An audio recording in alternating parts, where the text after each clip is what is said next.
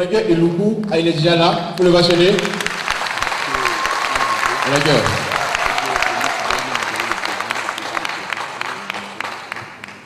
Voici le micro, et puis je vous laisse. Allô? Bonjour, messieurs et dames. Malheureux distributeur, bonjour. Charmants invités, bonjour. Allô. Je voulais commencer mes propos par rendre un vibrant hommage à mon manager qui a très tôt quitté cette activité. Quelqu'un qui m'appréciait beaucoup, que j'ai connu grâce à Forever, mais je suis sûr qu'il s'il était là aujourd'hui, il serait très fier de moi en me voyant sur le pupitre. Donc j'aimerais qu'on ait une pensée pour lui. J'ai nommé Aizi. Merci. Ok, moi mon nom c'est Eloukou Apia Frédéric. Mon histoire, comme bien d'autres distributeurs, je suis fonctionnaire de l'État de Côte d'Ivoire, diplômé de l'École nationale supérieure d'économie et de statistiques appliquées, licencié en économie à l'Université de Cocody. Je débute ma carrière aux impôts en 2005. Très ambitieux, la situation dans laquelle je me trouve ne me plaît pas. Parce que vous savez, lorsque vous êtes dans l'administration, où la formation se fait à l'ENA, quel que soit votre diplôme, même si vous l'avez eu à VAD, vous n'êtes pas considéré. Je décide alors d'intégrer cette école, qui est l'École nationale d'administration, grâce à une dérogation spéciale, parce que je n'avais pas fait l'école avant. J'obtiens une dérogation spéciale du ministre de la fonction publique, je suis admis à mon concours. C'est pendant le stage, à la fin du stage, que mon ami, avec qui je passais tout le temps les midis, vient au bureau avec un catalogue de produits, il commence à les proposer à la vente. Il est administrateur des services financiers. Dans la hiérarchie, c'est mon chef. C'est vrai qu'il est mon chef. Mais franchement, vendre des produits, je trouvais ça vraiment banal. Il est mon chef, c'est vrai, mais peut-être qu'il avait ses problèmes à lui. Donc il peut vendre ses produits, mais moi, je ne peux pas vendre de produits. Il en parle, ça ne m'intéresse pas. Il parvient quand même à me convaincre sur le Bright, parce que j'avais des problèmes de gencives. J'utilise le produit et le produit est bon, effectivement. Il me propose de prendre d'autres produits pour ma sinusite et autres. Donc, contre mon gré, il prend mon agrément joué. D'accord? Un point caisse, ça ne m'intéressait pas. Donc, en août, il me fait compléter encore, me disant qu'il fallait que j'aille à 230 000 francs afin d'avoir les produits moins chers. Comme il savait que les produits me captivaient déjà. Donc, lorsque je complète en août, il me remet la documentation que je commence à lire. Au fait, j'avais essayé plusieurs autres activités avant, parce qu'on est conscient que quel que soit ton revenu, lorsqu'il est temporaire, il est unique, il est difficile après de pouvoir réaliser certaines choses. Parce que le revenu, quand tu l'as sur 5 mois, 6 mois, après, il ne suffit plus. Donc, lorsque j'ai lu la documentation qui était mise à ma disposition, je me suis rendu compte qu'en réalité, il ne s'agit pas que de vendre des produits, que c'était une possibilité de création d'entreprise. Tout de suite, ça m'a intéressé. Quand j'ai lu, je me suis rendu compte qu'en réalité, je venais de créer ma société. Je venais de créer ma société, mon entreprise, et que je pouvais obtenir tout ce que je voulais. Et contrairement aux autres affaires que j'avais essayées, c'est qu'ici, je n'avais pas besoin d'employer des personnes qui allaient travailler pour moi. Et que toutes les personnes qui venaient avec moi avaient les mêmes chances que moi de réussir. Et que mon avenir et mon destin n'étaient pas entre les mains d'une tierce personne. Tout de suite, ça crée le truc à moi. De août, vers le 13 août, je me suis mis à fond. Jusqu'à la fin du mois d'août, le 15, je viens, on mettait mon premier chèque et les 202 000. J'étais très inconnu. Mon parrain venait de commencer. Ma grand-mère venait de commencer. C'est ainsi que je rencontre un monsieur du nord de Bagidi qui m'avait quand même remarqué dans les réunions, dans les formations et qui me demande de lui montrer mon premier chèque. Je lui montre le chèque, il tombe de nuit. Il n'en revenait pas.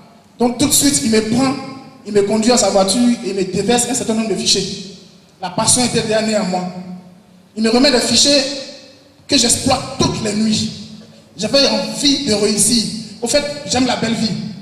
Et j'avais eu l'occasion pour moi de pouvoir réaliser tout ce dont je rêvais. Je travaille d'arrache-pied le mois de septembre. Comme j'ai vu comme ça fonctionne, j'ai dit, bon, septembre là, je veux 400 000. Parce qu'il y avait des problèmes qui devaient régler avec les 400 000. Malheureusement, heureusement, il y a eu 312 000. J'étais très en colère. Il a dû marquer ce jour-là. Vous voyez quelqu'un qui en août n'avait rien pris de son salaire, on lui donne 314 000, en septembre il est fâché. C'est la vie ici, quoi. C'est comme ça. Du coup, je redoute davantage d'efforts. Je fais tout le mois d'octobre sans dormir. Je vous le dis très bien, je n'ai pas dormi en octobre. Après le boulot, d'abord à midi.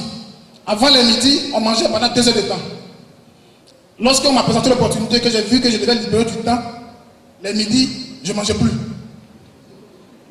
J'étais à Ferroviaire tous les midis, avec tous mes prospects.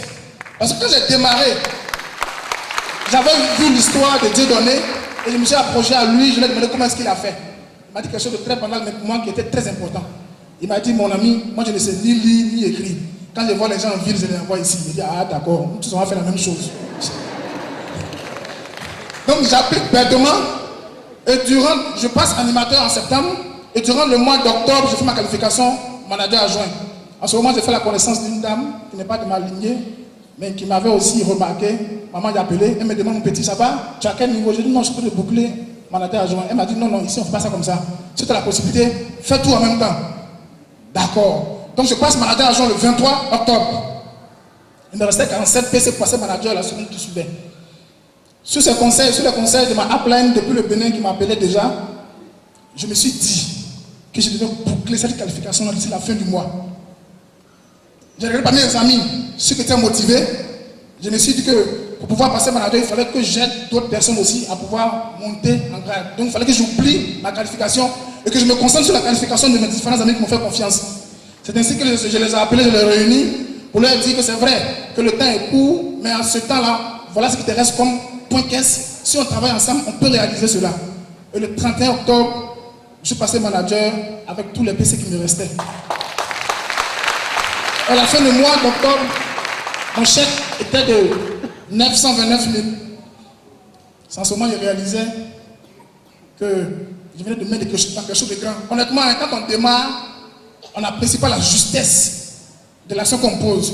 C'est bien après qu'on voit. Et l'année finie, je me vois récompensé après 3 mois, 4 mois d'activité, avec 2 billets d'avion pour aller en Afrique du Sud, tout frais payé.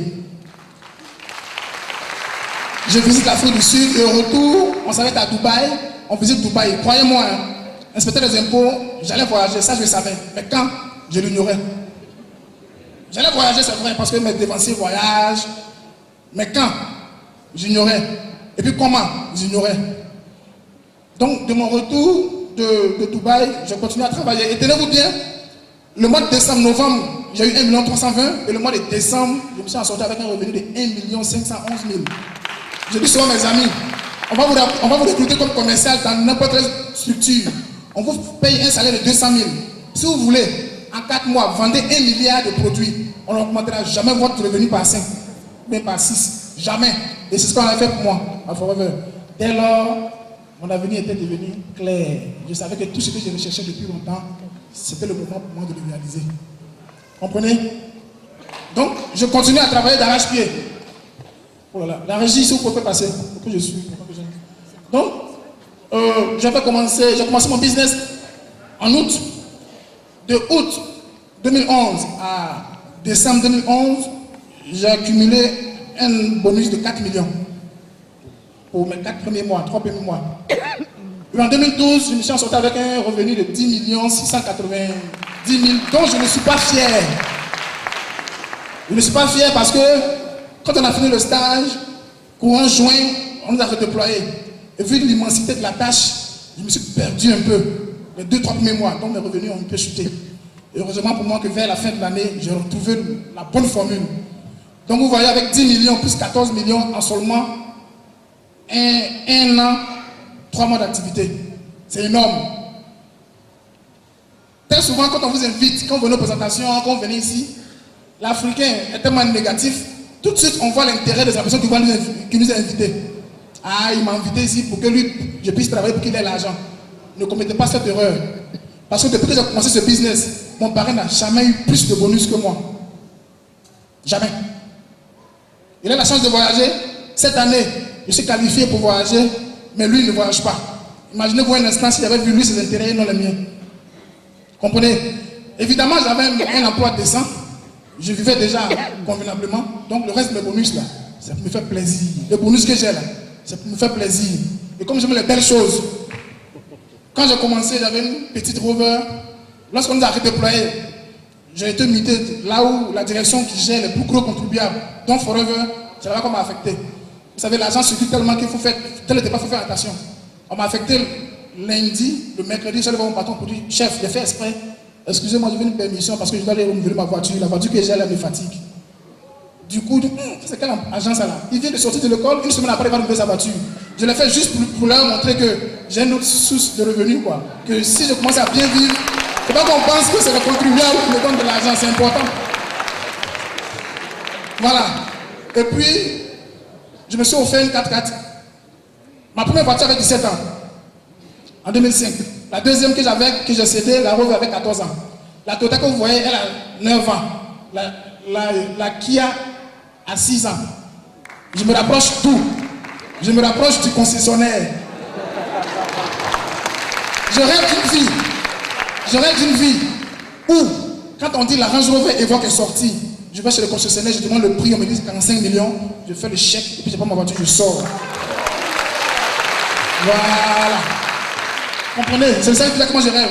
J'ai acheté un terrain de 1200 mètres carrés, grâce à mes bonus toujours, que je compte bâtir, sur laquelle je compte bâtir la maison, ma maison de rêve. Je suis en train de faire le dessin avec un ami qui est architecte, mais j'estime la valeur autour de 150 millions. Et cette maison me la faut avant fin 2015. Vous voyez? C'est important. Donc, j'ai perdu ma mère très tôt, dans des conditions très difficiles. Depuis tout petit, j'avais une idée qui me traversait en tête. Comment ils m'ont immortalisé cette dame-là, brave, qui s'est battue pour moi, qui est morte si tôt, et qui n'a même pas pu bénéficier d'un seul morceau de pain de ma part. Et ma façon à moi de l'immortaliser, c'était de construire un orphelinat qui porte son nom, que j'allais offrir à l'État de Côte d'Ivoire. Je ne gère pas, je donne l'État de Côte d'Ivoire. L'État va gérer, mais je vais créer peut-être un comité de donateurs avec des amis où de temps en temps on va venir soutenir cet orphelinat pour que ma mère reste gravée dans les annales. Quoi. Ça me tenait tellement en cœur que je vois qu'en restant dans mon emploi que j'avais, je pouvais certes bien vivre, ma famille et moi, mais ce n'est pas évident que je sacrifie l'avenir de mes enfants en offrant cette œuvre-là. Mais ici, j'ai cette possibilité parce que des personnes avant moi l'ont fait. Même mieux. Comprenez? C'est important. Comment je me suis pris? Vous savez, la vie des jeunes cadres ivoiriens, je vous le donne. Après le boulot, 18 h, dans un bistrot, avec des amis, boire du vin, manger le choukouya, avec les nanas, et puis à 22 h on rentre. Samedi, aller faire un peu de sport, s'asseoir autour de la bière, manger de la tchéké, et puis on rentre. C'est ça, je n'ai pas le temps là. Et c'est cette vie-là que je menais. Malgré ma brillante carrière, on est d'accord que cette vie-là peut vous conduire dans le mur. Comprenez? Donc qu'est-ce que j'ai fait? Les midis, j'ai supprimé les déjeuners. Je ne suis pas mort pourtant. Les samedis et les dimanches, c'est pas la peine. Mes amis, j'ai fait les listes. Je les ai tous présenté l'opportunité. Toi qui n'es pas venu à moi là, c'est même pas la peine de m'appeler un jour même pour dire, voilà, tu t'en vas faire ceci, de venir à non, c'est fini. Parce que je l'ai dit, quand tu démarres ce business, pour que tes amis te suivent, il faut qu'ils remarquent tout de suite une différence entre ce que tu étais et ce que tu es devenu. Ce n'est pas forcément l'argent, mais le mode de vie déjà. C'est-à-dire que tout de suite, ils sachent qu'il y a quelque chose de changer en toi. Comprenez, non? C'est important. Donc, je me suis organisé. Et je travaillais jusqu'à 3 h du matin, vous savez, mais j'étais content de le faire. Pourquoi? Parce que pour une fois, j'ai travaillé pour moi-même. Vous voyez au boulot, quand on vous dit, votre patron vous appelle à 18 h pour dire qu'il y a une réunion, ça boude. D'accord? Mais quand c'est pour toi-même là, tu as travaillé, tu es heureux. Donc, j'ai trouvé du temps. Les amis à qui j'ai présenté le business, qui m'ont rejoint, qui voulaient travailler, on s'organise et on travaille ensemble. Comprenez? Il faut avoir de l'audace. C'est important. Il faut avoir de grands rêves. Parce que de par ma position, soulever des sachets et monter l'ascenseur de la tour, tout le monde te regarde en bizarre. Même les personnes qui sont inférieures à toi dans la hiérarchie. Mais ce gars doit avoir des problèmes, mais il est devenu vendeur de produits. Mais j'étais fier, comme s'il savait déjà ce qui m'attendait. J'ai abhorré fièrement mes sachets. Les vigile venaient prendre, non, laissez-moi mieux prendre mes sachets. C'est la condition. C'est ce qu'il faut traverser pour arriver au succès. Comprenez? Donc, aujourd'hui, Mon premier patron que j'ai eu, c'est quelqu'un que j'admire beaucoup, c'est un modèle pour moi. Aujourd'hui, il fait partie de la hiérarchie.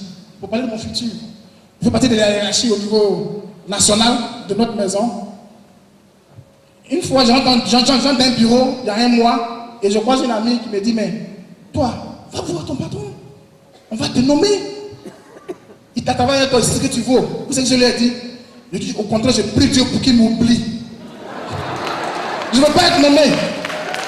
Je veux avoir le temps de gérer mon business, mon ami. Ce qu'on donne aux gens qui ont été nommés là, j'ai déjà 2 fois ça. 2 fois ça dans le mois. Je travaille pour avoir plus. Donc qu'ils m'oublient, il ne faut même pas qu'on me nomme. Parce que ceux qu'on a nommés là, quand ils ont appris que j'ai l'activité qui me rapporte de l'argent, ils viennent s'entêter auprès de moi. Ceux à qui je voulais ressembler là, ils viennent s'entêter auprès de moi. Pourquoi est-ce que je dois continuer encore à vouloir les ressembler? Comprenez? Je le dis souvent à mes amis qui conduisent l'activité, je leur dis, hein, lorsque vous travaillez, Forever là, c'est une activité qui est faite pour ceux qui travaillent déjà. Je vous explique.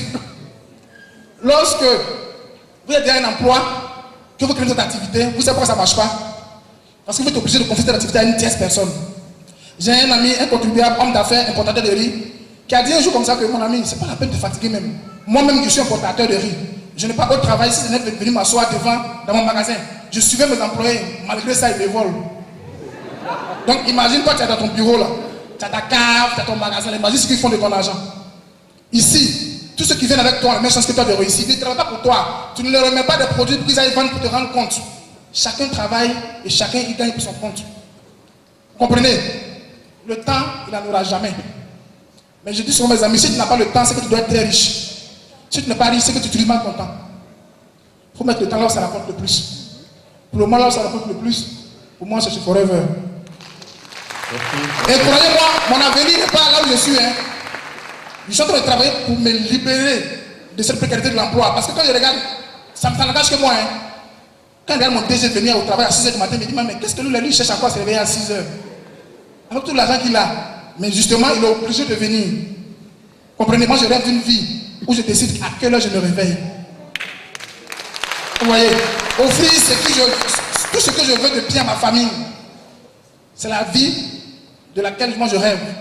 Voilà pourquoi j'ai décidé de faire ce business avec le cœur. Comprenez? Mon exemple n'est pas trop un bon exemple. Je dis ça aux invités. Je ne suis pas le bon exemple. Parce que je suis allé trop vite. Je paye le prix. J'ai fait 1 mois sans dormir.